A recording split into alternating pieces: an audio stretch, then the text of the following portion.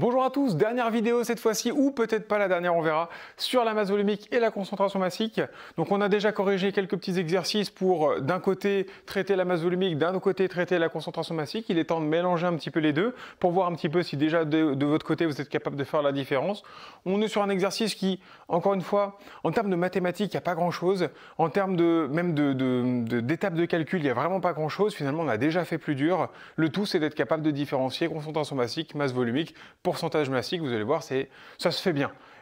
Mais vraiment, pensez à une chose, lisez la question. Quand vous lisez la question, regardez ce qu'on vous demande et éventuellement, si c'est une question de masse volumique, de concentration massique, vous notez la formule, vous regardez ce que vous connaissez et vous en déduisez ce que vous connaissez pas et vous calculez et puis terminez. Vous y allez tranquillement comme ça. Vous allez voir, c'est pas très compliqué. Je vais le faire comme ça au moins, ça sera plus clair pour vous.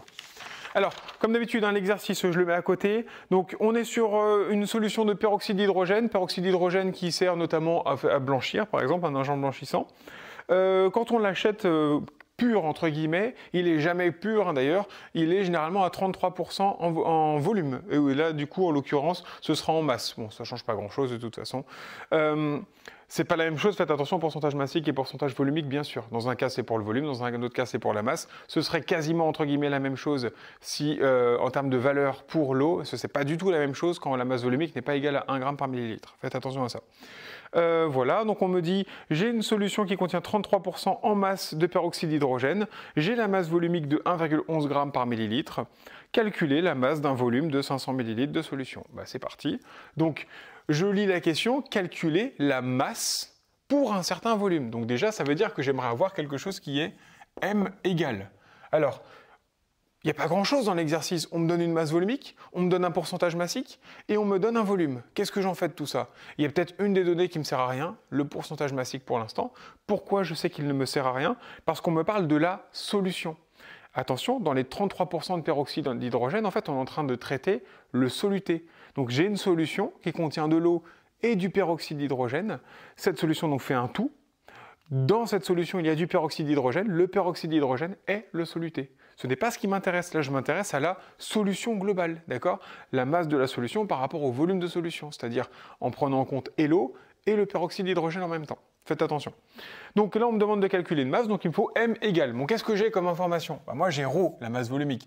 La masse volumique, on se rappelle, c'est M sur V. Masse du produit sur volume du produit. Ici, masse de la solution sur volume de la solution. Alors, la masse de la solution, c'est quoi? C'est ρ multiplié par V. Ici, je fais attention aux unités, mais là, il n'y a pas de problème pour cet exercice-là. Faites attention, bien sûr, on pourrait avoir des volumes en litres, des masses volumiques en grammes par litre ou des choses comme ça. Donc là, en l'occurrence, on a une masse volumique qui est de 1,11. Rappelez-vous la petite technique qui pourrait être pas mal, surtout pour ne pas vous tromper. Mettez d'une autre couleur les unités, comme ça, vous ne pouvez plus après vous oublier que c'est bien à la fin des grammes qu'on va avoir. Multiplié par 500, 500 que je mets aussi en rouge pour avoir donc là cette fois-ci en millilitres. Est-ce que l'unité est bien compatible? Millilitres, grammes par millilitre, on est OK. Les deux vont s'annuler. Millilitre moins 1 avec millilitre, ça va s'annuler pour avoir à la fin quelque chose en grammes. Tout va bien. 1,11 fois 500, voilà, c'est assez facile à faire de tête. Ça fait 555 grammes. N'oubliez pas l'unité, sinon déjà vous perdez la moitié des points. Ça serait dommage. Donc, ça veut dire quoi? Si on faisait une petite phrase réponse, n'oubliez pas, ça peut être quelque chose d'intéressant, même pour vous, pour la relecture après. Ça veut dire que si j'ai 500 ml de solution, et que je mets ces 500 ml là sur une balance pour savoir combien ça pèse, eh bien ces 500 ml de solution pèsent 555 grammes. Voilà à quoi sert la masse volumique, à faire le lien entre le volume d'une solution et la masse de cette solution.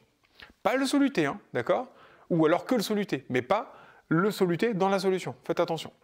Voilà pour la première question, c'est tout. Deuxième question, quelle masse de peroxyde d'hydrogène le volume considéré renferme-t-il? Donc, dans ces 500 ml, combien ai-je de masse en soluté, c'est-à-dire en peroxyde d'hydrogène?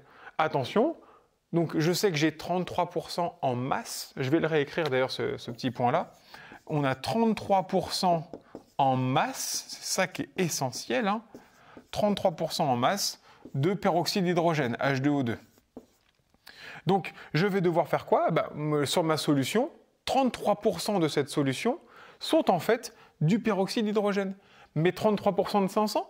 ou 33% de 555. Faites attention, c'est pour ça que j'ai précisé 33% en masse. Vous voyez, ce n'est pas la même valeur à la fin, hein. Donc c'est bien 33% de 555 grammes. Donc, comment on fait ce genre de calcul-là? Ce n'est pas très compliqué en fait.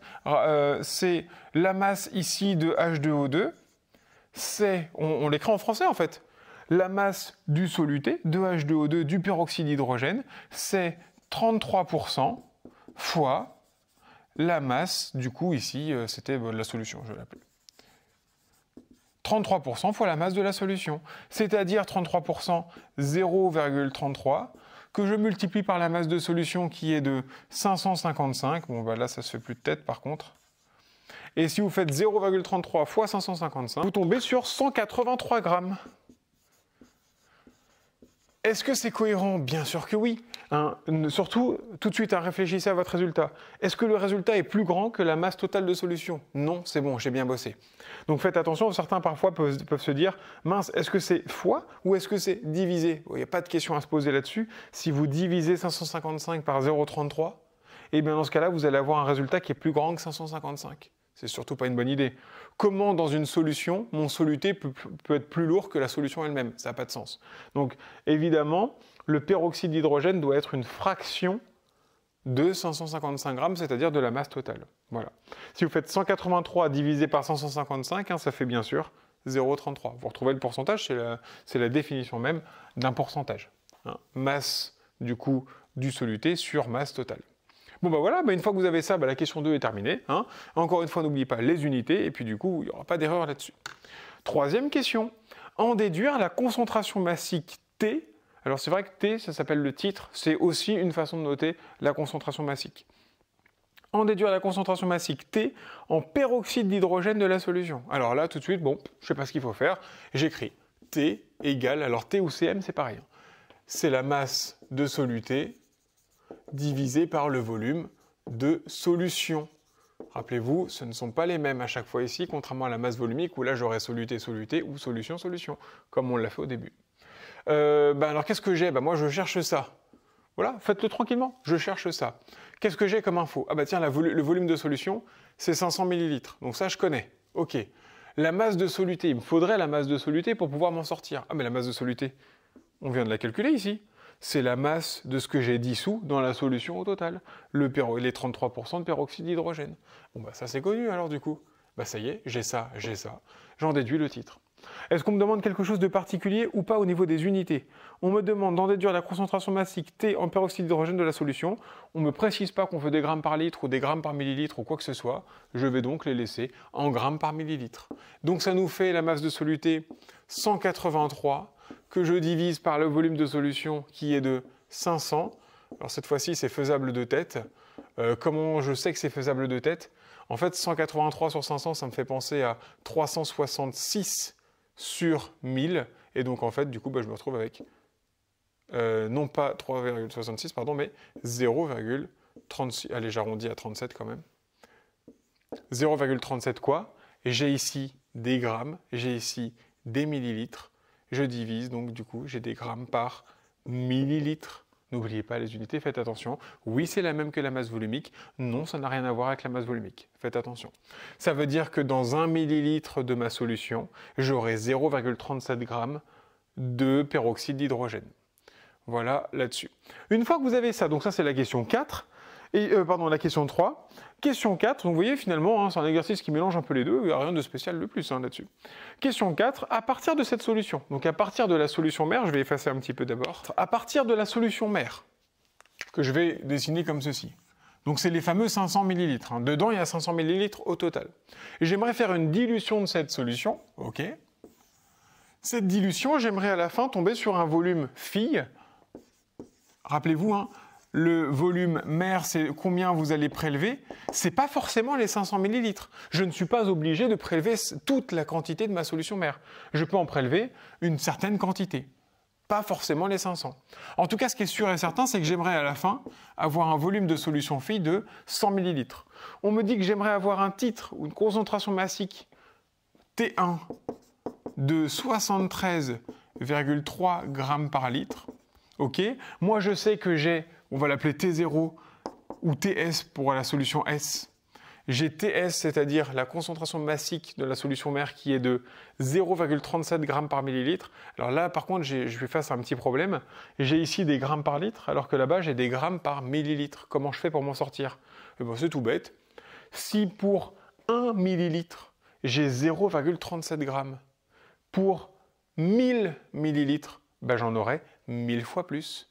Donc, pour 1 millilitre, 0,37 grammes, pour 1000 millilitres, 1000 fois plus, c'est-à-dire 1000 fois 0,37, c'est-à-dire 370 grammes par litre.